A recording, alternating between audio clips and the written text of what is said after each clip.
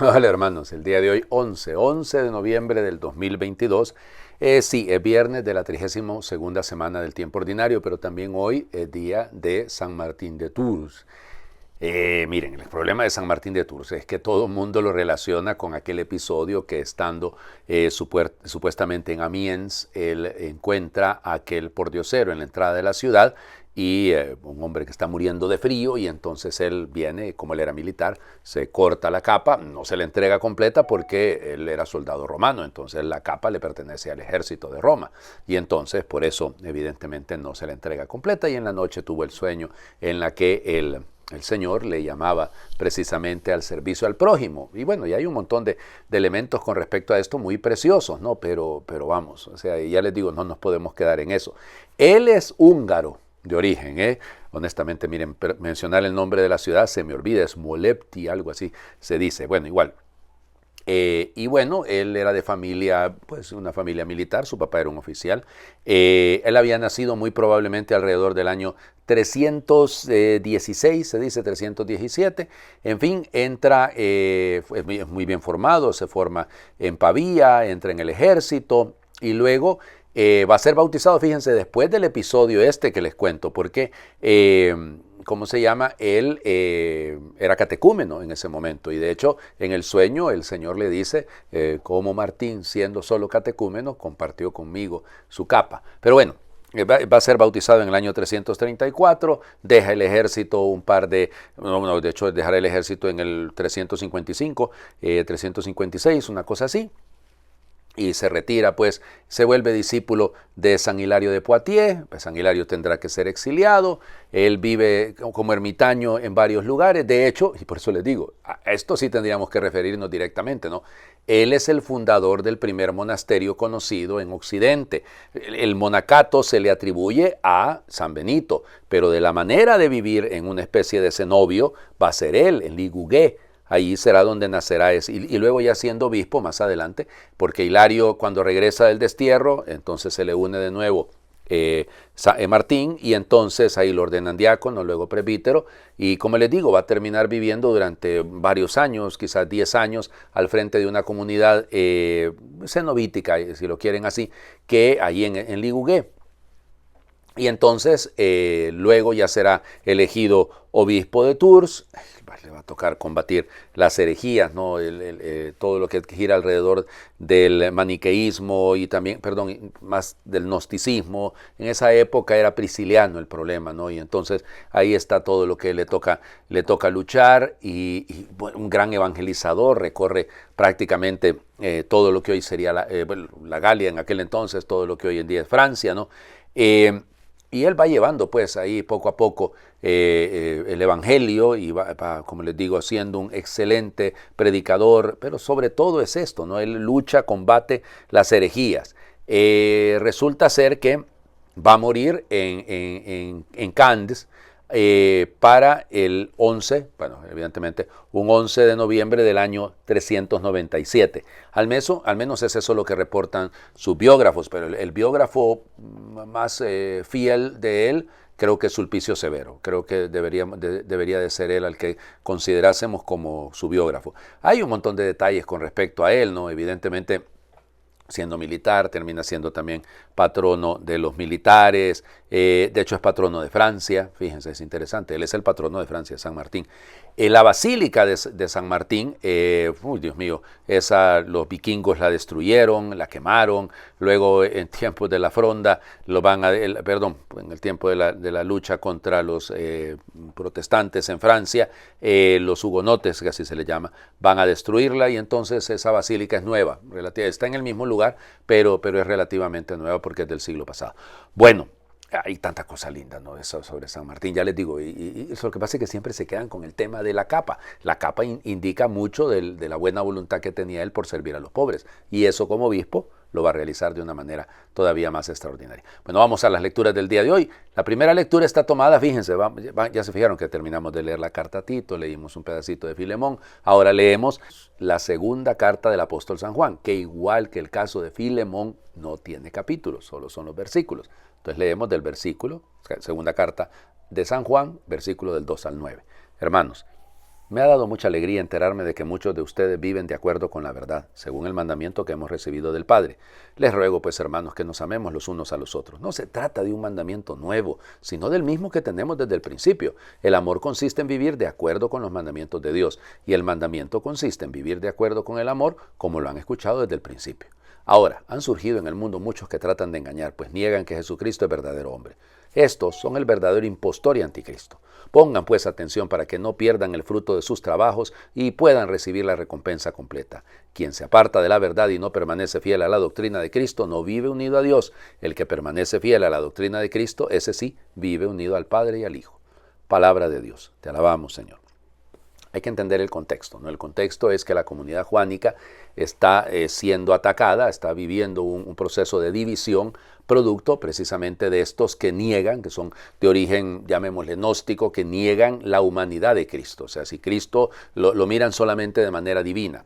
Y entonces, frente a esta perniciosa doctrina, el autor, el apóstol Juan, insiste en recargar las cosas fundamentales. Primero, es como una especie de saludo, ¿no? Me ha llenado de mucha alegría saber que muchos de ustedes todavía permanecen fieles a la verdad. ¿Qué significa eso? Que hay algunos que no. Entonces Juan lo está señalando y lo está diciendo con toda claridad. A aquellos a los que les había predicado en la primera carta, ahora tiene que empezar a decirles, porque como les digo, esa comunidad se fue dividiendo. Y entonces por eso les vuelve a lo esencial, lo fundamental, el mandamiento del amor. No es que se trata de un mandamiento nuevo, sino que es el mismo mandamiento y consiste precisamente en cumplir lo que han escuchado desde el inicio. Por eso, tercer punto, surge mucha gente que pretende engañar porque tergiversan la verdad. Esos son el anticristo, esos son el anticristo. Y por eso, fíjense ustedes, el que no cumple, el que no vive según la doctrina de Cristo, pues no vive unido a Dios. Qué difícil es esto, ¿no? Y perdón, porque yo estoy segurito que lo que les voy a decir va a generar una reacción de repente que no es la que yo ando buscando. Pero seamos honestos, ¿cuántos falsos profetas? ¿Cuántas personas que tergiversan la verdad de Dios, la verdad que viene desde hace 21 siglos, que seguimos sosteniendo y que seguimos cuidando? Y entonces, óigame, tanta interpretación no libre, ridícula de la palabra de Dios. Y ya les digo, y se hacen llamar apóstoles y profetas y no sé qué. Por Dios, hombre, seamos rigurosos y serios en esto. Quien se aparta de la verdad y no permanece fiel a la doctrina de Cristo, no está unido a Dios. Así de sencillo. No está unido a Dios. Está unido muchas veces a la billetera de los feligreses. A eso sí, pero no está unido a Dios. El Evangelio. Acuérdense que estamos terminando ya. Vamos encaminándonos al final del año litúrgico, pues imagínense, nos quedan 2 semanas y 2 días, ¿no? Leemos el capítulo 17 de Lucas, versículos del 26 al 37. En aquellos días Jesús dijo a sus discípulos, lo que sucedió en el tiempo de Noé también sucederá en el tiempo del Hijo del Hombre. Comían y bebían, se casaban hombres y mujeres hasta el día en que Noé entró en el arca. Entonces vino el diluvio y los hizo perecer a todos. Lo mismo sucedió en el tiempo de Lot. Comían y bebían, compraban y vendían, sembraban y construían. Pero el día en que Lot salió de Sodoma, llovió fuego y azufre del cielo y los hizo perecer a todos. Pues lo mismo sucederá el día en que el Hijo del Hombre se manifieste. Aquel día, el que esté en la azotea y tenga sus cosas en la casa, que no baje a recogerlas. Y el que esté en el campo, que no mire hacia atrás. Acuérdense de la mujer de Lot. Quien intente conservar su vida la perderá y quien la pierda la conservará. Yo les digo, aquella noche habrá 2 en un mismo lecho, uno será tomado y el otro abandonado. Habrá 2 mujeres moliendo juntas, una será tomada y la otra abandonada. Entonces los discípulos le dijeron, ¿dónde sucederá eso, Señor? Y él les respondió, donde hay un cadáver, se juntan los buitres. Palabra del Señor. Gloria a ti, Señor Jesús. Donde esté el cadáver se juntan los buitres. Lo que está muerto, ahí se juntan. Pues sí. Es decir, la gente que está sencillamente no está buscando la vida, va a buscar la muerte. Y entonces ahí es donde va ocurriendo estas cosas, donde se define las actitudes. ¡Ay, el rapto! ¡Ay, se van a llevar a uno y van a dejar a otro! Y entonces son opciones, entendámoslo, son opciones. Por eso el Señor nos está diciendo, aprendamos, porque en el día, ayer hablaba como un relámpago. Bueno, está clarísimo. Resulta ser que como en tiempos de Noé, todo el mundo desprevenido, todo mundo, ¿cómo les diría? Sin importarle lo que se está viviendo, sin importarle ni un ápice, la ética, la moral, Y bueno, vino el diluvio y se lo llevó a todos. En tiempos de Lot, bueno, ya ven las sodomas en las que vivimos. O sea, piensen solo en un elemento, ¿no? La ideología de género. Óigame, eso es una sodoma terrible, ¿no? O sea, es decir, es una cosa, dar por bueno lo que no lo es por Dios, lo que degrada a la persona humana. La persona humana no se define por sus inclinaciones sexuales, no se define por sus prácticas sexuales, hombre, por Dios. Y entonces, ya les digo, estas tendencias y estas locuras, ahí está el problema. Bueno, entonces, seamos conscientes de que no podemos seguir viendo para atrás. No, pero lo dice el que quiera conservar la vida la perderá. Pero quien la pierda, pero en el sentido de perderla en la ganancia de ganarse el reino, ganarse el cielo, ese es el sentido. ¿Ya? Y entonces, hombre, aquel día, el que esté en la azotea, que no baje. Hombre, ¿se acuerdan? San Martín, pero el otro, no de Tours, sino San Martín de Porres. Martincito, Martincito, y si Dios viniera en este momento, ¿qué harías? Yo seguiría barriendo. Pues, usted está en lo suyo, usted está en lo que Dios le ha puesto a hacer. Hágalo bien, hágalo bien. Ay, ¿dónde sucederá esto? Pues sí, en los lugares donde está la muerte hay un reclamo a nuestra manera de vivir. Les invito a hacer oración. Tú nos llamas en medio de la vida, nos llamas en cada circunstancia, nos invitas a construir el arca como a Noé. Ese espacio donde tú vuelves a iniciarlo todo, vuelves a rehacer la vida con nosotros y nos cuesta creerte. Vivimos superficialmente y deprisa, sometidos por el egoísmo, ese ladrón que nos roba la alegría y nos deja sin ánimo para seguir adelante. No distinguimos al ladrón y para cuando nos damos cuenta ya nos lo ha robado todo.